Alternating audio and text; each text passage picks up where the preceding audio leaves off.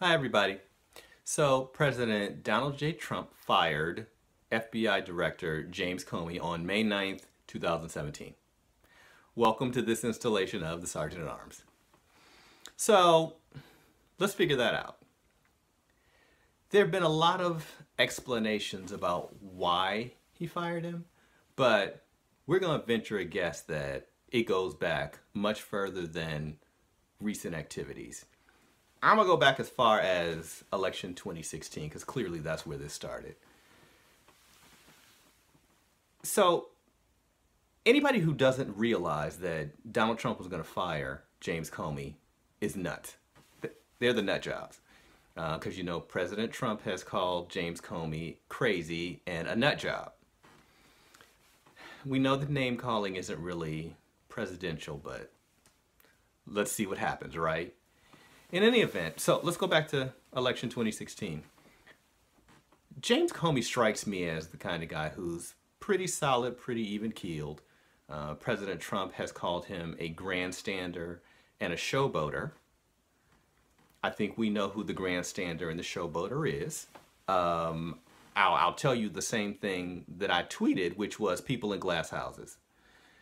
I haven't seen anything from James Comey that suggested he was grandstanding, showboating, was flashy or show off. In fact, it's contrary to a person in the intelligence community to be very ostentatious or very overt.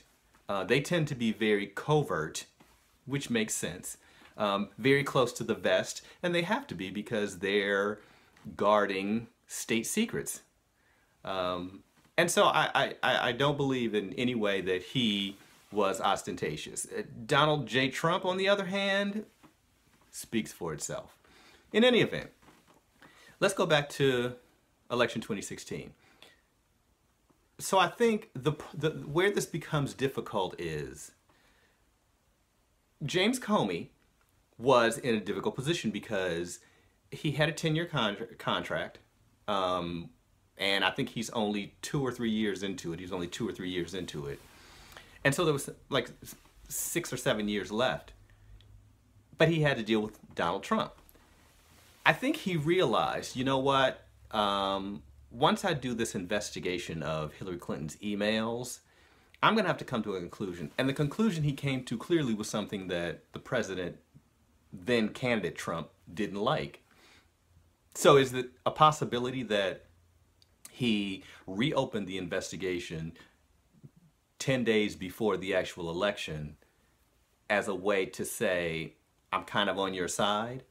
That's what it seems like. I mean, when he reopened the investigation about her emails right before actual election day, that seemed like a Republican ploy. That's what it seemed like. Whether that's what it was or not, I don't know. He actually, in one of his testimony, in one of the sessions where he testified, said he was, it makes him sick to his stomach to think that he had that much of an impact on the election, but he didn't really have a choice because it was do something bad or do something worse, and he decided to do something bad instead of do something worse. So that's where it comes down, because Donald Trump, once that happened, said to himself, okay, well, maybe Comey's not so bad. Prior to that, if James Comey had not reopened that investigation, he would have been fired immediately. The fact that it took 3 or 4 extra months before he fired James Comey was just an excuse. He was just waiting for an opportunity to decide, I'm going to go ahead and fire this guy. The other problem is, so Democrats, if I'm not mistaken, have been calling for Comey to be fired because they blame him for losing the election. We're not going to blame James Comey for losing the election. There were a whole lot of things that lost that election for the Clinton campaign that didn't have anything to do with James Comey. Did that have a little bit of a factor? Probably. But there were so many other things that the Clinton campaign did not do right that we can't just blame that on James Comey.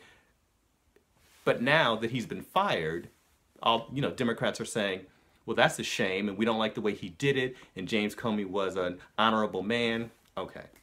The truth is, he really is a good guy. He really was a good FBI director, with the exception of that one misstep where he probably should not have reopened that case because nothing came of it.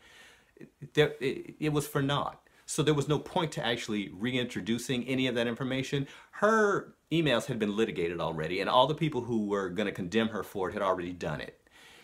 All of the people who voted for Donald Trump were going to vote for him regardless of that investigation, her emails, whatever. They had already decided. So that was an exercise of futility. The Republicans, on the other hand, they applauded that when it happened. They were like, well, great, you know, now he kind of cast doubt in minds of some people. No, he really didn't.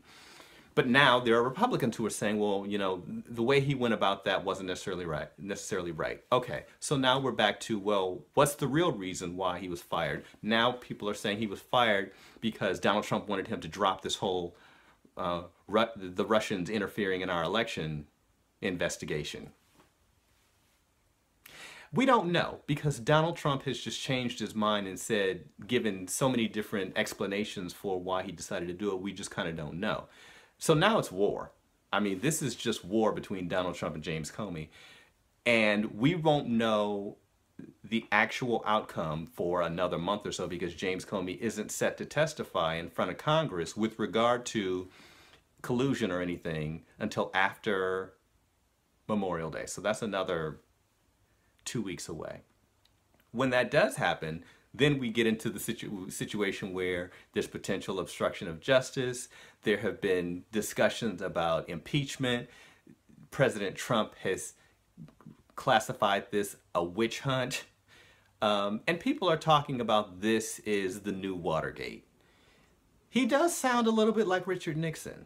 You know, Richard Nixon, same thing, felt absolutely vilified, felt like he was being attacked by the press. But what Richard Nixon missed was there was a lot of inappropriate behavior happening. And when there's inappropriate behavior happening, the media is going to ask every question under the sun until they get the right answer. And the more evasive you are, the worse it gets. And that's what Donald Trump is missing as well, which is the more evasive he is, the more confusing he is, the more wishy-washy he is, the more questions the media is going to ask. And with good reason, because what are you hiding? What do you have to hide? So this is going to continue to go on. You know, on some level, there have been some discussions about this was the Republicans' plan anyway, to let him be in office, let him implode, let him blow himself up, and then we have a President Pence. Let's not get ahead of ourselves. Let's not do that at all. So now we just have to sit and wait and see if, you know, the notes that James Comey took are accurate and if they reveal anything that's illegal. You know, there's been some discussion about how a president can hire or fire anyone in their cabinet they'd like. Okay. There's been some conversation about privileged communications in the White House. Okay. But privilege only goes as far as illegal activity. If there's illegal activity or illegal communications, privilege is out the window. You know, it's like a psychiatrist who has a client who says, I'm going to kill somebody tomorrow. That psychiatrist has an obligation to report that because that's against the law. So this is still an unfolding saga.